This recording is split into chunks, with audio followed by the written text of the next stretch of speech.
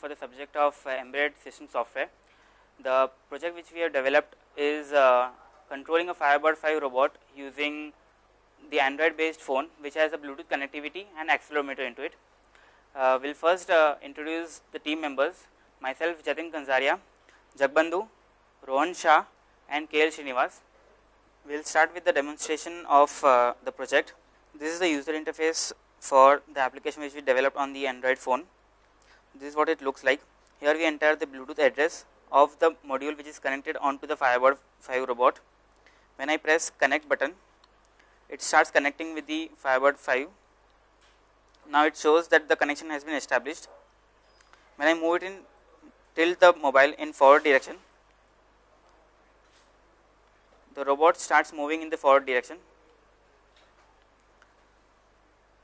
When I turn it left, it turns left. If I turn it right, it will turn right. I again move it in front,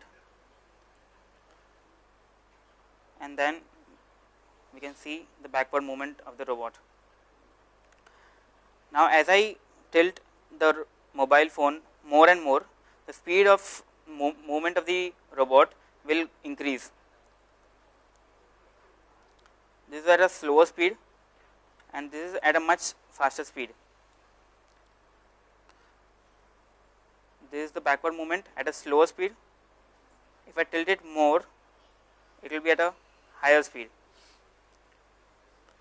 The similar is the case when I turn it to right or to the left.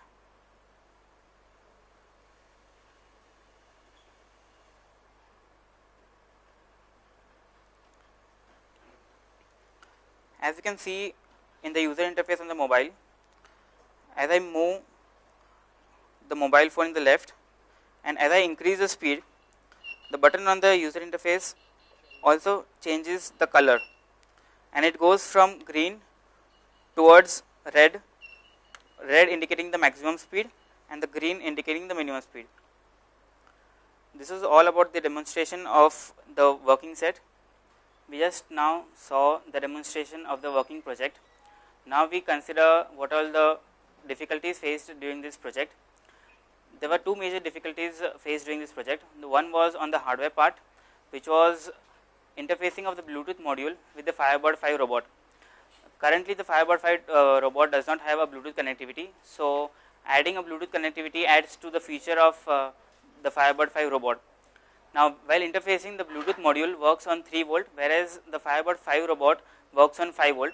So whenever there is a logic conversion required between 3 volt to 5 volt TTL logic, we first considered using Zener diode, but Zener diode requires a higher current, so that was not a feasible option.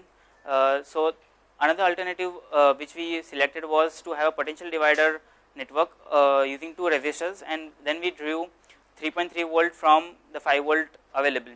Another difficulty which was faced during this was developing a application on the mobile phone which uses a Bluetooth connectivity.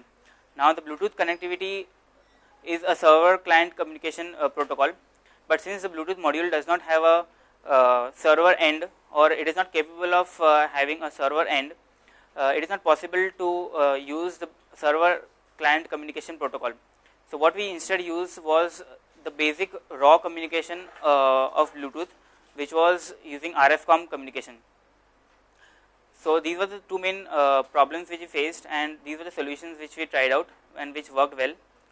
Now looking at the future aspect of this particular project, what all can be built on to this project and what all can be added to this project as a future work.